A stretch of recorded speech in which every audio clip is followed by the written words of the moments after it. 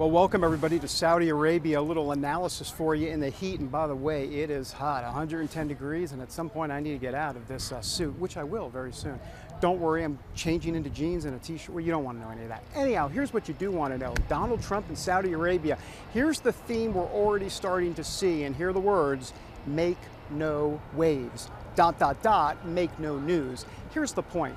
He really doesn't want to have any sort of controversy over here, and so he's going to give this big speech to many of these Gulf Muslim majority nations, Gulf area Muslim majority nations, and in this speech about Islam, we understand he's going to dial back some of the language that he has used before. We've heard the words radical Islamic terrorism. We don't expect to hear those specific words from Donald Trump later this weekend, because once again, he doesn't really want to make any waves. He's got enough waves going back in Washington, D.C. Plus, he needs the help of the Saudis here to fight ISIS. He wants their cooperation. He wants to, in essence, be able to take many of these Muslim majority countries and all kind of team up and fight Iran and in need be Syria. And there's a lot of other moving parts here in the country, obviously. And really, quite frankly, from a bilateral standpoint, there's quite a few issues that they have to get going through. So that's what's going on here in Saudi Arabia.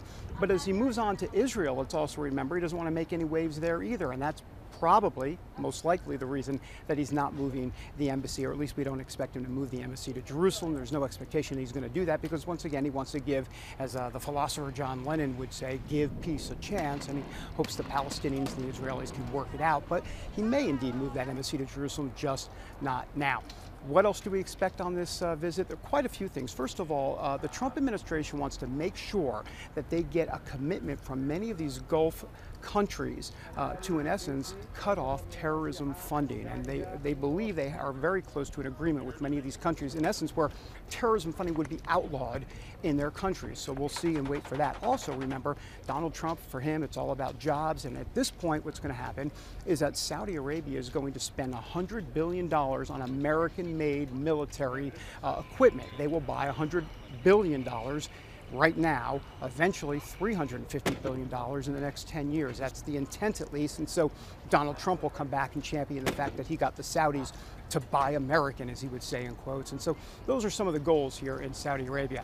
Look, we're going to be all around here. We've got so many things going on in the next 2 days here. Then we're off to Israel. Don't forget, In Our Hands. It's the big CBN docudrama that is being premiered May 23rd all across the country. It's a Fathom event.